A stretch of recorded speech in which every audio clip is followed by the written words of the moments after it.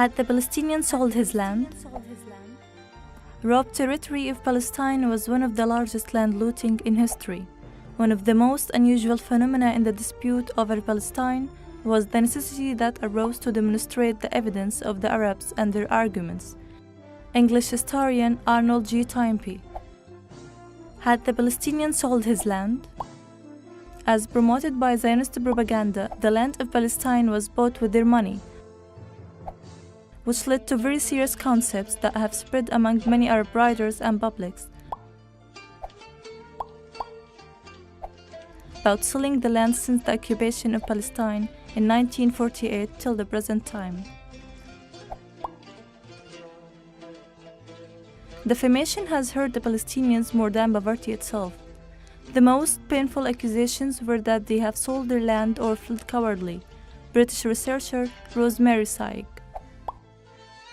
To refute this propaganda, the following historical facts are presented. Until 1948, Zionists have seized 2 million acres out of 27 million acres of Palestinian land using the following methods. 1. Fraud and collusion. Settlers have got 650,000 acres through bypassing the Ottoman laws and then with the help of Turkish governors who were appointed by the Union and Progress government, which had more than 90% as Jewish members. The great majority of Arabs didn't sell their land, and even many owners of the larger property such as Al-Husseini family that retained their properties till the end. British historian John Roddy.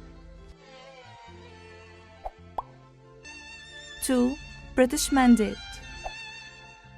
More than 600,000 acres were granted by the Jewish High Commissioner and the government representative Herbert Samuel to the Jewish Agency as follows: 175,000 acres of the most fertile coastal lands of Palestine in Haifa and Jaffa, 75,000 acres on the Dead Sea for establishing the Potash Company, vast unknown area land in the Negev, 200,000 acres at nominal prices, 165,000 acres of the land of Sultan Abdul Hamid in the areas of Hola and Bisan. The British Mandate administration was definitely Jewish, and if the world had known the truth about the methods used to seize the land of Palestine from its original people in the early days of the invasion and the Zionist occupation, or if this had been allowed to be known, the world would have expressed its utter discontent and disgust. No doubt that the methods used to seize the land from Palestinians were acknowledged by the Jewish High Commissioner and the government representative Herbert Samuel, Henry Ford in his book The International Jew. 3. Absent senior Arab landlords. Arab feudal landowners had received the vast agricultural lands under Ottoman rule. Many of them had also used the chance of Zionist settlement to deal with the Jews. This had ultimately forced the farmers and their families to leave their lands a few decades before the actual Nakba. Currently, no one can or want to declare the seize of land sold through fraud and deception, or talk about the percentage of vacant land and the number of Palestinians negatively affected, Jewish writer Amira Haas. 4. Palestinian peasants.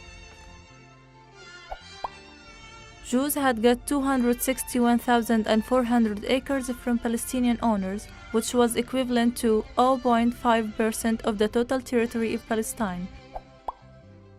Some of the land was seized as a result of expropriation use law, carrying out execution of the British court's rulings or very harsh economic conditions due unreasonable taxes or opportunists. Some families were forced to sell their land to pay off debts, pay government taxes, or to get cash to feed their families. Expert Englishman Louis France in a report entitled Arabs Without a Land, which was supported by expert John Hope Simpson. Despite all Zionist mechanisms, the Jews owned only 6.6% of the land of Palestine by 1947. 5. 1948.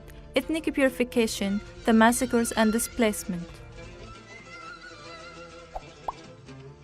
There were only 90 Palestinian villages left within the limits border announced by Israel in 1949. The remaining villages were destroyed, including homes, garden walls, and even cemeteries and tombstones. Literally, no standing stone was left aside. Visitors are told that these scene villages and the whole area was a desert. Jewish professor Israel Shahak. 6. Forgery. Experience suggests that counterfeiting property documents is very easy.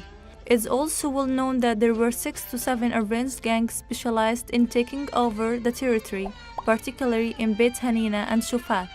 It's quite doubtful that there will be another team reflecting the situation of no government authority in East Jerusalem, causing the chaos related to the unrestrained counterfeiting of property documents. A report entitled "Looting Land in East Jerusalem," Haaretz newspaper. Forged documents and fraud operations were normal in lands linked to Jewish settlers. Lawyer Allegra Bashko. Had the Palestinian sold his land?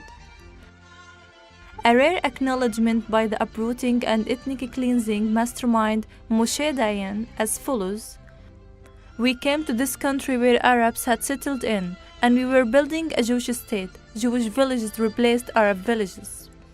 You don't even know the names of these Arab villages, and I don't blame you. Geography books don't exist anymore. Geography books are no longer existed, as well as these Arab villages. And nowhere built in this country was, but originally had a population of Arabs."